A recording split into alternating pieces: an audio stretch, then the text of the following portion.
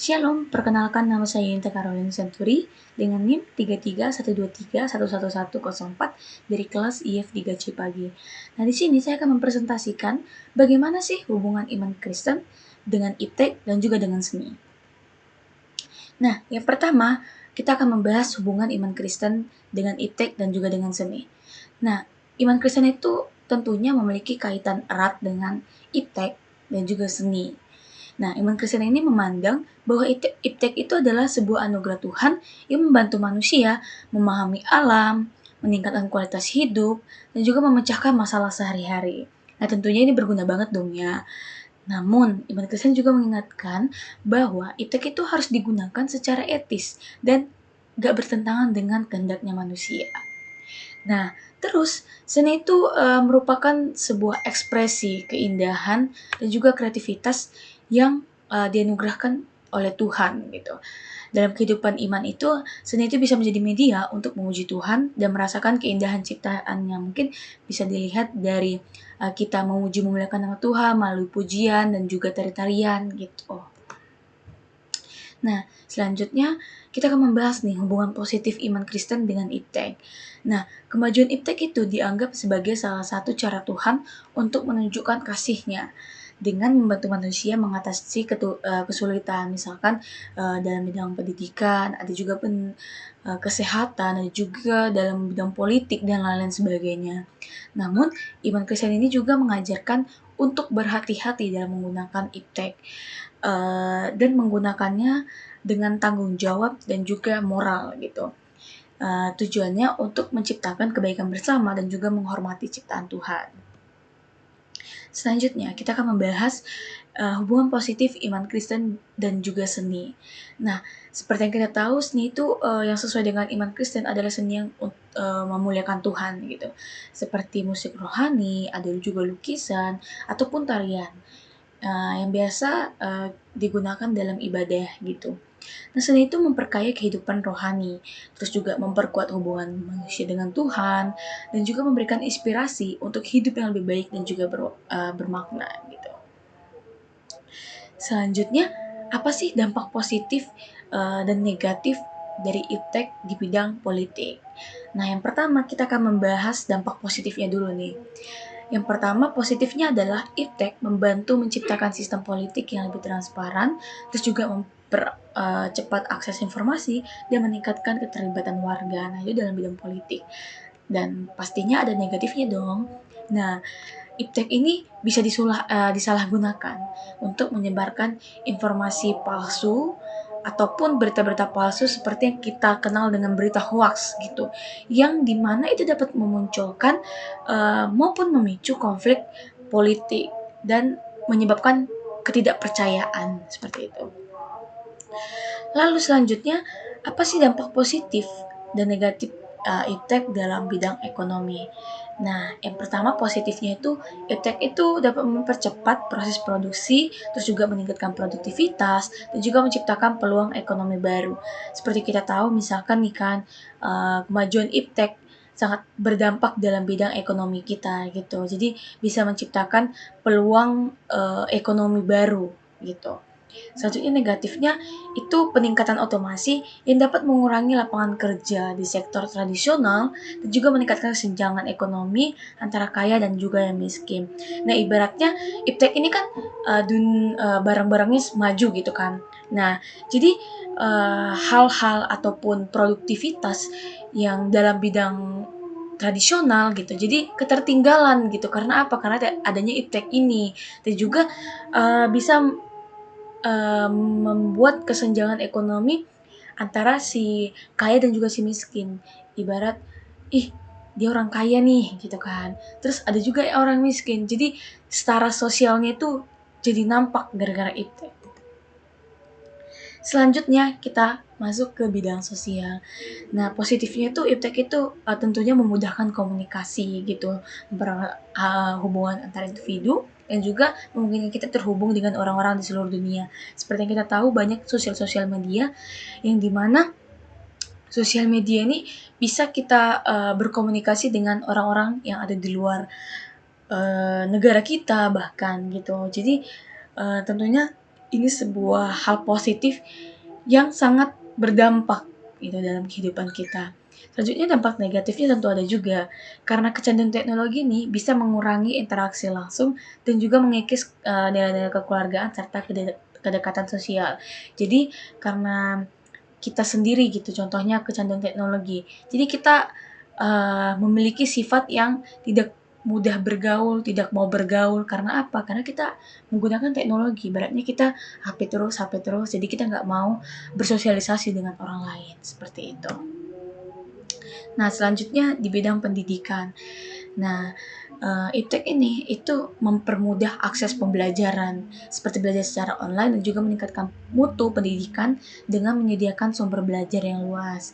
Nah, seperti salah satu contoh, itu kita bisa belajar melalui YouTube. Itu kan sebuah hal inovasi iptek yang sangat amat bermanfaat gitu. Kita bisa mencari apapun yang kita butuhkan melalui video YouTube ataupun sekarang udah bisa juga melalui TikTok gitu. Sudah banyak hal-hal positif yang bisa kita ambil gitu. Lalu apa sih negatifnya? Nah, negatifnya nih yaitu ketergantungan pada teknologi yang dapat mengurangi kemampuan berpikir kritis dan juga kreativitas serta mengurangi interaksi langsung antara guru dan juga siswa. Nah, ibaratnya karena kita terlalu mengandalkan teknologi, kita tuh jadi susah berpikir untuk kritis. Jadi kita mungkin sering mengandalkan AI gitu. Jadi kalau misalnya kita diminta untuk menemukakan pendapat kita, jadi kita hanya berpaku pada Google ataupun AI dan lain-lainnya. Seperti itu. Selanjutnya, dampak positif dan negatif efek dalam bidang budaya. Nah, positifnya itu teknologi memungkinkan budaya lokal diperkenalkan dan dipertahankan melalui media digital gitu. Banyak orang bisa belajar tentang budaya yang berbeda.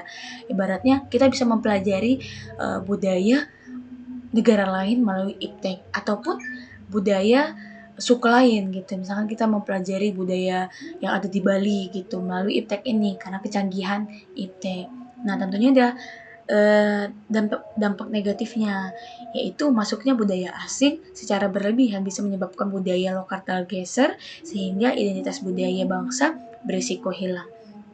Nah, karena budaya asing ini masuk gitu kan ke Indonesia dan itu bisa mempengaruhi budaya kita gitu, budaya secara tradisional. Ibaratnya mungkin budaya yang tradisional ini jadi ikutan bergeser gara-gara adanya budaya baru dari luar. Misalkan budaya-budaya barat gitu kan, gaya hidup orang-orang barat.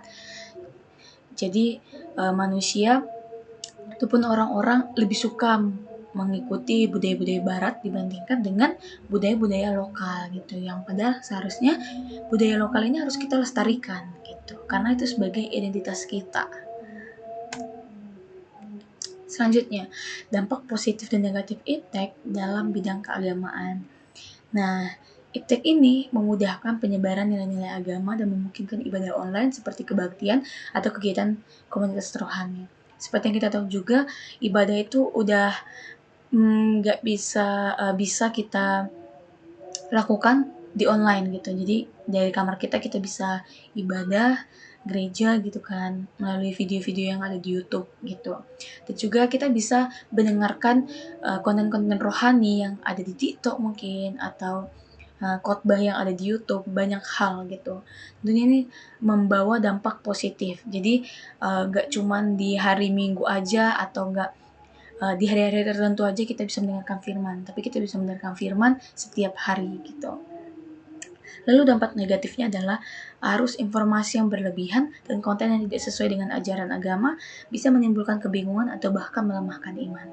Nah, sekarang dunia sekarang itu banyak hal memanfaatkan teknologi untuk menyebarkan agama yang sesat gitu. Ibaratnya dia memutarbalikkan fakta dengan mengucapkan kata-kata yang terdengar meyakinkan gitu, padahal sebenarnya sesat. Nah, itulah sebuah hal yang harus kita aware, kita perhatikan. Karena apa? Karena itu bisa menimbulkan kebingungan. Karena kalau kita bingung, iman kita jadi lemah gitu. Jadi kita bisa menyaring apakah betul-betul ajaran ini sesuai dengan ajarannya firman Tuhan atau bahkan mensesatkan seperti itu. Selanjutnya, kita akan membahas tentang perbedaan Alkitab dengan ilmu pengetahuan. Nah, seperti yang kita tahu, Alkitab itu adalah firman Tuhan yang berisi petunjuk hidup dan juga kebenaran yang sebenarnya nggak perlu dibuktikan secara ilmiah gitu. Karena Alkitab ini sebuah ibaratnya sebuah pegangan dalam hidup kita gitu. Dan fokusnya itu adalah mengajarkan moral dan iman kepada Tuhan, yaitu Yesus Kristus. Nah, iptek ini ataupun ilmu pengetahuan itu berfokus pada pemahaman tentang alam gitu, melalui bukti empiris yang bisa diuji atau diulang. Nah, ilmu pengetahuan itu akan terus berkembang sesuai dengan temuan-temuan baru. Sedangkan Alkitab itu tetap tidak akan berubah dan memiliki nilai abadi dalam iman. Jadi perbedaannya itu Alkitab itu gak akan pernah berubah. Begitulah Alkitab, dari awal sampai akhir terbentuknya itu tidak akan pernah berubah karena itu firman Tuhan gitu. Sedangkan ilmu pengetahuan ini adalah sebuah hal yang terus-menerus berubah sesuai dengan perkembangan zaman gitu. Selanjutnya, bagaimana sih sikap orang Kristen terhadap kemajuan iptek?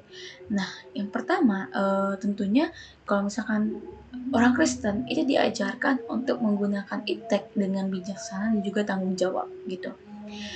Nah, sikap orang Kristen harusnya yang pertama itu tidak mendewakan teknologi. Jadi teknologi itu nggak boleh menjadi penyelamat atau dianggap sebagai sumber utama kebahagiaan. Karena hanya Tuhan yang dapat atau yang bisa menyelamatkan manusia. Lalu yang kedua itu gunakan orang Kristen itu harus menggunakan iptek itu untuk kebaikan. Memanfaatkan iptek untuk membantu orang lain dan memperluas pelayanan dengan tetap menimbangkan nilai-nilai iman gitu. Jadi kita harus sebagai orang Kristen kita harus menjadikan iptek itu sebagai hal positif yang dimana kita bisa menyebarkan hal-hal positif gitu sehingga orang-orang di sekitar kita ataupun yang menonton kita ataupun yang melihat kita itu bisa merasakan dampak dan kebaikan dari sikap kita gitu. Selanjutnya ini ada ayat-ayat pendukung sikap terhadap iptek. Yang pertama itu ada dari Roma 12 ayat 2 yang berisi, demikianlah firman Tuhan, janganlah kamu menjadi serupa dengan dunia ini, tapi berubahlah oleh pembaruan budimu. Dari ayat ini bisa kita lihat bahwa ayat ini tuh seolah-olah menegur kita supaya kita tuh jangan menjadi serupa dengan dunia ini, karena seperti kita tahu bahwa dunia ini tentunya sebenarnya ada hal positif juga tapi ada juga hal yang negatif. Jadi kita harus berubah oleh pembaruan budimu dan kita harus tetap mengandalkan Tuhan gitu. Dan selanjutnya ada dari ayat Amsal 1 ayat 7 yang begini bunyinya, takut akan Tuhan adalah permulaan pengetahuan, orang bodoh menghina hikmat dan didikan. Jadi hal pertama yang harus kita lakukan untuk menyerap sebuah pengetahuan ataupun kita ingin belajar gitu, kita harus takut akan Tuhan gitu. Karena seperti yang dikatakan oleh Alkitab, orang bodoh itu menghina hikmat dan juga didikan. Selanjutnya, seni budaya di Indonesia yang memuliakan Tuhan. Nah, Indonesia itu memiliki berbagai seni budaya tentunya yang mencerminkan nilai-nilai rohani. Yang pertama ada musik rohani tradisional. Nah, itu tuh contohnya seperti lagu pujian dalam bahasa Batak ataupun dalam bahasa Minahasa yang sering digunakan dalam ibadah gitu. Terus yang kedua ada tarian gerejawi. Nah, tarian tradisional ini yang dipersembahkan di gereja biasanya, yang tujuannya itu adalah menunjukkan rasa syukur kepada Tuhan. Nah, selain seni budaya yang memuliakan Tuhan, ada juga seni budaya yang tidak memuliakan Tuhan. Nah, yang pertama itu kesenian untuk komersialisme. Nah, yang dimana seni itu berfokus pada keuntungan tanpa mempertimbangkan nilai moral maupun rohani gitu. Seperti musik atau film yang mengejar popularitas. Nah, mungkin kita pernah melihat gitu, ibaratnya musik ataupun sebuah film yang hanya mengejar popularitas tanpa mempertimbangkan nilai moral dan juga rohaninya gitu. Selanjutnya ada seni untuk unsur negatif. Nah, kesenian yang biasanya kesenian ini mengandung pornografi ataupun kekerasan yang bisa mempengaruhi ataupun membawa pengaruh buruk kepada masyarakat yang tentunya itu tidak sesuai dengan ajaran dan iman Kristen gitu. Nah, apa sih kesimpulan yang bisa kita ambil? Sebagai orang Kristen, kita harus bijaksana dalam menggunakan iptek dan menghargai seni yang memperkaya kehidupan iman gitu. Nah, saya mengambil dua kesimpulan. Yang pertama, kita harus menggunakan iptek untuk kebaikan manusia, tidak bertentangan dengan kebaikan Tuhan dan tetap menjaga iman kita. Yang kedua, itu memanfaatkan seni sebagai sarana untuk memuliakan Tuhan, menikmati keindahan dan juga memperkuat nilai-nilai positif di masyarakat. Nah, diharapkan iptek dan seni ini menjadi alat untuk membawa kebaikan dan juga memuliakan Tuhan.